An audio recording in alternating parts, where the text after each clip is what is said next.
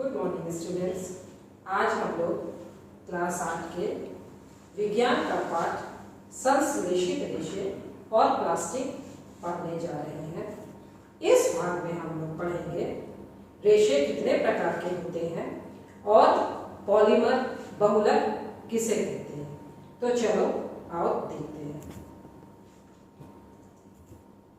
हम लोग वस्त्र क्यों पहनते हैं? वस्त्र अपने शरीर को ढकने के लिए पहनते हैं और हम लोगों का शरीर अच्छा लगे इसलिए पहनते हैं। हम जब वस्त्र पहनते हैं तो आज कौन सा वस्त्र मुझे पहनना है, यह कैसे निर्धारित होता है, यह हम कैसे तय करते हैं?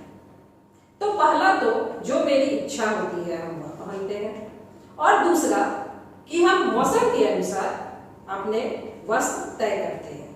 मौसम यह निर्धारित करता है कि हमें क्या पहनना है। जैसे गर्मियों के दिन में हम ऐसे कपड़े पहनना पसंद करते हैं जो हमारे शरीर को आराम दे, जिससे हवा आर पार हो सके और जो हमारे शरीर के पसीने को सोख सके। मतलब गर्मियों में हम आरामदायक सूती वस्त्र पहनना पसंद करते हैं। इसी तरह बारिश के दिनों में हम इस तरह के कपड़े पहनना पसंद करते हैं जो अगर पानी में भीग जाए तो तुरंत सूख जाए। और जब हम वर्षा से बचने के लिए रेनकोट बरसाती पहनते हैं तो वह बरसाती ऐसी होती है कि पानी को अंदर नहीं आने दे, मतलब उस पर जब बारिश का पानी गिरे तो वह नीचे बह जाए। इसी तरह बारिश के दिनों में जब छाते का इस्तेमाल करते हो तो छाता का कपड़ा किस चीज का बना होता है?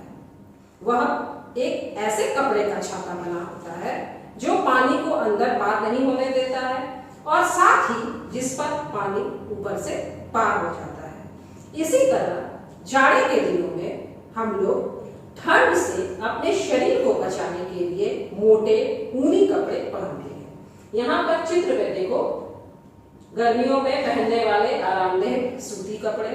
इसी तरह बरसात में जो रेनकोट है या जो छाता का इस्तेमाल करते हैं उसके जो कपड़ा होता है जिससे बना होता है, या यहाँ पर जाड़े के दिनों में हम लोग मोटे स्वेटर, सर को ठंड से बचाने के लिए टोपी, गले में मफलर, हाथों में दस्ताने, ये सब पहनते हैं। तो हमने देखा कि यह तीनों तरह के जो कपड़े हैं, तीनों मौसम में पहनने वाले वस्त्र हैं, ये सब अलग अलग तरह के कपड़ों से बने होते हैं। मतलब हम लोग जो वस्त्र पहनते हैं इनके कपड़े अलग अलग होते हैं, इनके फैब्रिक अलग अलग होते हैं। तो फैब्रिक जो है, कपड़े जिनसे वस्त्र बनते हैं वे अलग अलग तरह के होते हैं। जैसे सूती कपड़े के लिए सूती रेशे, कॉटन, सूती कपड़े कॉटन फैब्रिक। उसी तरह रेनकोट के लिए जो कपड़ा होता है, फैब्रिक होता है, वो अलग होता है। जब हम लोग गर्मियों में सर्दियों में ऊनी वस्त्र पहनते हैं तो ऊन जो है वह अलग तरह का होता है। यहाँ पर देखो, यह कॉटन फैब्रिक जो कि कपास के पौधे से मिल रहा है, ऊल फैब्रिक भेड़ के बालों से, और फिर लिनन फैब्रिक जो अलसी फ्लेक्स के पौधों से। इसी तरह रेनकोट का फैब्रिक अलग होता है, यह प्राकृतिक नहीं है, यह संश्लेषित करके बनाया जाता है। और सिल्क फैब्रिक रेशम जो कि रेशम के कीट से हमें प्राप्त होता है। तो जब फैब्रिक कपड़े इतने अलग अलग तरह के हैं तो जाहिर सी बात है कि ये कपड़े जिन रेशों से बनते हैं, जिन फाइबर से ये फैब्रिक बने हैं, वे रेशे भी जरूर अलग अलग प्रकार के ही होते होंगे। तो हम लोगों ने जाना कि वस्त्र जो है वो अलग अलग तरह के वस्त्र अलग तरह के कपड़ों फैब्रिक से बने होते हैं, और अलग अलग तरह के जो फैब्रिक हैं, कपड़े हैं, वे अलग अलग तरह के रेशों से बने होते हैं। मैं यहाँ पर तुम लोगों को दिखाना चाहती हूँ कि यह देखो, यह कपड़ा सूती कपड़ा, और यह जो है यह रेशों, इसे हम लोग रेशे अभी नहीं कह सकते हैं, यह धागों से बना हुआ है। और ये धागा जो है धागों को बुन करके बुनाई करके कपड़ा बनाया जाता है। और ये जो धागे हैं ये रेशों से बनते हैं, क्योंकि यह धागा भी अलग अलग रेशों में टूट सकता है। मतलब रेशों को मिला करके धागा बनता है और धागों को बुन करके कपड़ा बनता है, जिस कपड़े के वस्त्र हम लोग पहनते हैं। तो यह सूती रेशे से बना हुआ सूती कपड़ा था। इसी तरह का यहाँ पर देखो हम लोग अन्य तरह के रेशों को देख रहे हैं। नारियल की जो जटा होती है, जो बाल होते हैं बाहर, जिसे हम लोग छील के अलग कर देते हैं, उसकी जटाओं से बनी हुई नारियल के रेशे। इसी तरह यह जो मैंने तुम लोगों को दिखाया सूती, यह कपास की डोरी से बनता है। सिल्क जो है यह रेशम के कीट से मिलता है। इसी तरह जो ऊल है, यहाँ पर देखो यह ऊल जो है यह रेशा भेड़ के बालों से जो रेशे बन रहे हैं उनको मिला करके यह ऊन बनाया जाता है और इस ऊन से बने हुए स्वेटर तुम लोग पहनते हो। इसी तरह यहाँ जूट है, जो नारियल की रस्सी, ये देखो यह जो रस्सी है यह जूट के पटसन के पौधों से जूट के रेशे बनते हैं और उन रेशों को मिला करके यह रस्सी बनती है। इसी तरह नायलॉन, इसके जो रेशे हैं वो संश्लेषित हैं। रेयॉन के रेशे भी संश्लेषित है, प्राकृतिक नहीं है। और एक्रिलिक जो है जिसे हम लोग ऊन के जैसा करते हैं, कृत्रिम ऊन, यह भी संश्लेषित रेशा है। तो यहाँ रेयॉन जो है यह सिल्क का ही एक रूप है। सिल्क जो है वह रेशम कीट से बनता है, लेकिन यह संश्लेषित रेशा है जो कि रेशम के जैसा ही देखने में है। इसे हम लोग कृत्रिम रेशम कहते हैं। और इसी तरह से यह जो एक्रिलिक है यह ऊन के जैसा ही रेशा होता है, लेकिन यह भी कृत्रिम रूप से कृत्रिम रूप से बनाया जाता है। मतलब यह भी संश्लेषित रेशा है, लेकिन ऊन के जैसे ही एक्रिलिक से भी स्वेटर, कंबल आदि बनते हैं। अब ऐसा नहीं है कि रेशों से सिर्फ वस्त्र ही बनते हैं, रेशों से हम अलग अलग चीजें भी बनाते हैं। जैसे कि यहाँ पर देखो यह जूट के रेशों से बना हुआ थैला है और इस तरह के बहुत सारे थैले वगैरह तुम लोगों ने देखे होंगे। अब उसके बाद नारियल से बनी हुई रस्सी, नायलॉन से बनी हुई रस्सी, इस तरह की रस्सी यह कृत्रिम रूप से संश्लेषित रेशा है, उनसे बनाई जाती है। इसी तरह यहाँ जूट से चप्पलें भी बनती है, यह चटाई भी इस तरह से बनती है, इस तरह से रस्सियाँ भी बनती है, चारपाई वगैरह बिनने के काम में आती है, जैसा कि मैंने तुम लोगों को दिखाया था। इस तरह की रस्सियाँ भी हैं जो कामों में आती हैं। नायलॉन से पैराशूट भी बनते हैं। सुबह उठ करके ब्रश जो करते हो, ये ब्रश के जो शूट होते हैं, ये जो है ब्रिसल्स, वे भी नायलॉन के ही बने होते हैं, जो कि एक तरह का संश्लेषित रेशा है। यहाँ जूट का बना बोरा, स्कूलों में चावल आता है ना मध्याह्न भोजन का, देखे होंगे इस तरह के बोरे में आता है। और यहाँ पर जूट से बनी हुई अन्य वस्तुएं हैं। जो मच्छरदानी है वह भी जूट से ही बनी होती है। ये रेशम नायलॉन से बनी होती है, कपड़े की भी बनी हो सकती है। इसी तरह यहाँ देखो मोजा जो है यह भी नायलॉन का बना होता है। प्लास्टिक के रेशों से भी देखो इस तरह के थैले बने होते हैं और कितने उपयोगी होते हैं, बहुत मजबूत भी होते हैं। तो ऐसा नहीं है कि रेशों से सिर्फ वस्त्र ही बनते हैं, रेशों से हम लोग अलग अलग तरह की वस्तुएं भी बना सकते हैं। अब जो रेशे हैं इनको हम दो भाग में बांटते हैं। पहला है प्राकृतिक रेशे, जो कि प्रकृति से प्राप्त होते हैं, और दूसरे हैं संश्लेषित रेशे, जिन्हें कृत्रिम रूप से प्रयोगशालाओं में बनाया जाता है। तो यहाँ पर प्राकृतिक रेशे में दो दिखाया हुआ है। एक नारियल से, इस तरह का नारियल के रेशों से इस तरह के बनते हैं, जिससे हम लोग बोरा वगैरह बनाते हैं। और दूसरा जंतु रेशा, जानतर रेशा, जो भेड़ के बालों से ऊन बनती है। इसी तरह से ये संश्लेषित रेशा है। इस तरह के जो बीड्स होते हैं इनको फैक्ट्रियों में कृत्रिम रूप से केमिकल प्रोसेसिंग द्वारा इस तरह से नायलॉन के या रेयॉन या जो भी संश्लेषित रेशे हैं वे बनाए जाते हैं। अब प्राकृतिक रेशे, जो रेशे हमें प्राकृतिक रूप से पेड़ पौधों द्वारा प्राप्त होते हैं, उन्हें प्राकृतिक रेशे कहा जाता है। तो ये दो प्रकार के होते हैं। पहला जो पेड़ पौधों से मिलते हैं, सेलुलोज फाइबर, पादप रेशा, जिसके बारे में क्लास 6 में तुम लोग बहुत अच्छी तरह से पढ़ चुके हो। और दूसरा है जांतव रेशा, प्रोटीन फाइबर, जो कि हमें जंतुओं से प्राप्त होते हैं।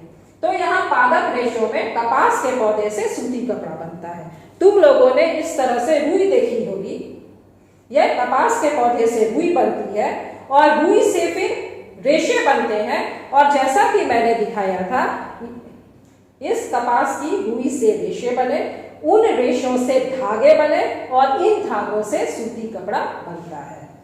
इसी तरह अलसी, फ्लेक्स के पौधे से लिनन का कपड़ा बनता है। पटसन, जूट के पौधे से जूट के रेशे बनते हैं, जिससे जूट के बैग, बोरे आदि बनाए जाते हैं। तो ये सब पादप रेशे हैं, सेलुलोज फाइबर। और जो रेशे जंतुओं से मिलते हैं उन्हें प्रोटीन फाइबर, जांतव रेशे कहते हैं। जैसे भेड़ के बालों से ऊन, यह ऊन जो है यह भेड़ के बालों से, और उसके बाद रेशम के कीट से रेशम। यहां पर देखो पादप रेशे में कपास की रुई से सूती रेशे, इसी तरह यह पटसन का पौधा है, उससे बने हुए जूट के रेशे।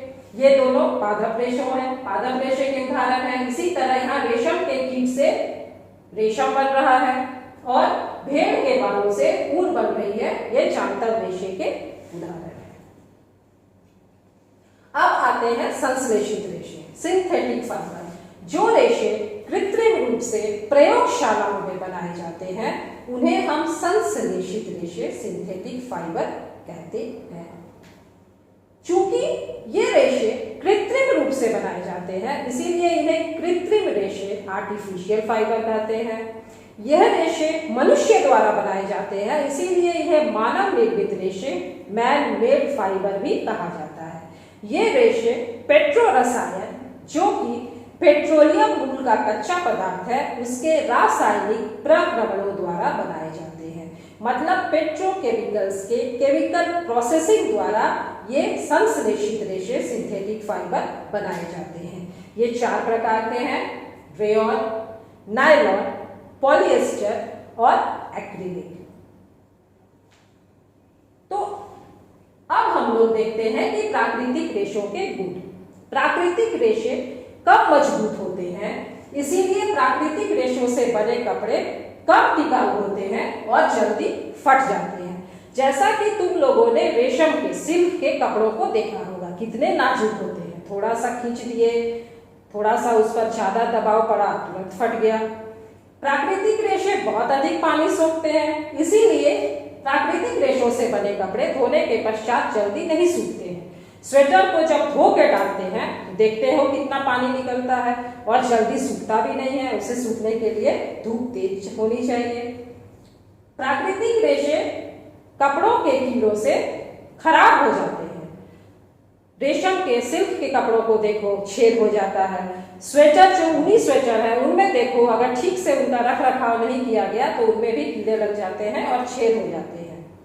और प्राकृतिक रेशों से बने कपड़े साधारण रसायनों के प्रभाव से भी खराब हो जाते हैं। मतलब अगर उन्हें सस्ते पाउडर से, सस्ते डिटर्जेंट से धो दिया गया तो वे जल्दी खराब हो जाते हैं। जैसे जो सिल्क के कपड़े हैं उन्हें बहुत सावधानी से धोना पड़ता है, उनकी ड्राई क्लीन करानी पड़ती है। ऊन से बने हुए भी जो कपड़े होते हैं उन्हें बहुत ही अच्छे डिटर्जेंट से धोना पड़ता है। मतलब इनका जो रख रखाव है उसको बहुत ध्यान से देना पड़ता है। इसीलिए लोगों को यह आवश्यकता महसूस हुई कि इस तरह के रेशों से कपड़े बनाए जाए जो पहनने में तो आरामदेह हो, लेकिन साथ ही उनका रख रखाव भी बहुत सुविधाजनक हो। तुरंत धोए, टांग दिए, सूख गया, पहन लिए, उसमें सलवटे नहीं आए, उसको आयरन करने की जरूरत नहीं पड़े, बहुत टिकाऊ हो, सस्ते हो और हम लोग जिन्हें आराम से सुविधापूर्वक पहन सके। तो इसीलिए संश्लेषित रेशों की खोज हुई और संश्लेषित रेशे बनाए गए। अब संश्लेषित रेशे क्या होते हैं? तुम लोगों ने माला देखी है। माला कैसे बनती है? एक एक मनके को धागे में पिरो करके एक लंबी श्रृंखला बनती है और इस तरह से माला बनती है। मतलब एक एक मनके को जोड़ करके माला बनी। इसी तरह यहाँ चित्र में तुम लोग पेपर क्लिप देख रहे हो, एक एक पेपर क्लिप को जोड़ करके एक लंबी श्रृंखला बनी। तो संश्लेषित रेशों में भी इसी तरह से अनेक छोटी छोटी इकाइयां आपस में मिलकर एक बड़ी श्रृंखला बनाती हैं। ये जो छोटी छोटी इकाइयां हैं ये रासायनिक पदार्थ होते हैं। अतः संश्लेषित रेशे एक प्रकार का बहुलक होते हैं। एक एक इकाई से मिली हुई लंबी श्रृंखला उसे बहुलक पॉलीमर कहा जाता है। तो संश्लेषित रेशे बहुलक होते हैं। अब यहाँ पर एक नया शब्द आ गया, बहुलक, पॉलीमर इसे कहते हैं। वे पदार्थ जो अनेक छोटी छोटी इकाइयों से बने होते हैं उन्हें बहुलक कहते हैं। यहाँ पर देखो चित्र में इसी तरह की माला दिख रही है, एक एक मनके को जोड़ करके बनी हुई है। तो एक मनका इसे हम कहते हैं मोनोमर, और जब बहुत सारे मोनोमर मिलकर के इस तरह से एक लंबी चेन बना दिए तो इसे कहते हैं पॉलीमर, बहुलक। बहु का मतलब होता है अनेक और लक का मतलब है इकाइयां। तो बहुलक का मतलब बहुत छोटी छोटी इकाइयों से बना हुआ पदार्थ। बहुलक को इंग्लिश में पॉलीमर कहा जाता है। यह ग्रीक भाषा का शब्द है। पॉली का मतलब होता है मैनी, अनेक, और मर का मतलब होता है भाग या इकाई। तो पॉलीमर मतलब जिसमें अनेक भाग या अनेक इकाइयां मिली हुई हों। अब यहाँ पर देखो नया शब्द आ गया, एकल इकाई या मोनोमर। तो वे छोटी छोटी इकाइयां जो आपस में मिल करके बहुलक का निर्माण करती हैं उन्हें एकल इकाई कहते हैं। और इसे इंग्लिश में मोनोमर कहते हैं। मोनो का मतलब सिंगल, यह है मोनोमर। बहुत सारे मोनोमर मिल करके यहाँ यूनिट बना रहे हैं, और जब बहुत सारे मोनोमर मिल जाते हैं तो ये बना देते हैं पॉलीमर। बहुत सारे मिल करके बना दिए बहुलक। यहाँ पर दूसरे चित्र में भी इसे हम और अच्छी तरह से समझते हैं। यह है मोनोमर, एक एक एकल इकाई अलग है। दो से अधिक मोनोमर मिल करके बनाते हैं ऑलिगोमर। यहाँ देखो 3 मोनोमर मिले हैं, यहाँ 4 मिले हैं, और 3, 4 या उससे अधिक ऑलिगोमर जब मिलते हैं तो ये बनाते हैं पॉलीमर, जिसे बहुलक कहा जाता है। तो हमारे दैनिक जीवन में बहुत सारे उपयोगी बहुलक पॉलीमर हैं, जैसे कि पॉलीथीन, पॉलिएस्टर, नायलॉन आदि। और ऐसा नहीं है कि बहुलक सिर्फ कृत्रिम रूप से ही पाए जाते हैं, हमारी प्रकृति में भी बहुलक पाए जाते हैं। जैसे कि जो कॉटन है, यह कॉटन, यह भी बहुलक है। इसे सेलुलोज कहा जाता है, और यह जो सेलुलोज है यह बहुत सारी ग्लूकोज यूनिट से मिल करके बना हुआ होता है। तो यह भी बहुलक का ही एक उदाहरण है। यहाँ पर देखो कॉटन, कपास, जिसे हम लोग सेलुलोज कहते हैं, और यह बहुत सारी ग्लूकोज यूनिट के मिलने से बना हुआ है। मतलब सेलुलोज हो गया पॉलीमर, और ये बहुत सारे ग्लूकोज यूनिट के मिलने से बना है। तो यहाँ ग्लूकोज यूनिट है मोनोमर, और बहुत सारे ग्लूकोज यूनिट मिलकर के सेलुलोज पॉलीमर बना रहे हैं। तो इस वीडियो में हमने सीखा कि हमारे वस्त्र जो हैं वे कपड़ों से बनते हैं, फैब्रिक से। फैब्रिक अलग अलग तरह के होते हैं, चूंकि वस्त्र हमारे अलग अलग तरह के हैं। अलग अलग तरह के कपड़े अलग अलग तरह के रेशों, फाइबर से बने हुए होते हैं। रेशों को हम लोग 2 भाग में बांटते हैं, प्राकृतिक रेशे जो प्रकृति से मिलते हैं, और संश्लेषित रेशे जिन्हें कृत्रिम रूप से संश्लेषित किया जाता है। अब प्राकृतिक रेशों को भी हम लोग 2 भाग में बांटे, पादप रेशे सेलुलोज फाइबर जो पौधों से मिल रहे हैं, और जांतव रेशे प्रोटीन फाइबर जो कि हमें जंतुओं से मिल रहे हैं। और साथ ही हमने देखा कि संश्लेषित रेशे बहुलक है, और बहुलक क्या होता है, मोनोमर से मिलकर के बहुलक पॉलीमर बनता है। अब देखो इसी पर आधारित प्रश्न जो कि तुम्हारी किताब में भी दिया हुआ है, कुछ रेशे संश्लेषित क्यों कहलाते हैं? तो कुछ रेशे संश्लेषित इसलिए कहलाते हैं क्योंकि ये रेशे संश्लेषण करने पर ही अस्तित्व में आते हैं। प्राकृतिक रूप से इनका अस्तित्व नहीं होता है। तो उम्मीद है कि यह पाठ तुम लोगों को अच्छी तरह से समझ में आ गया होगा।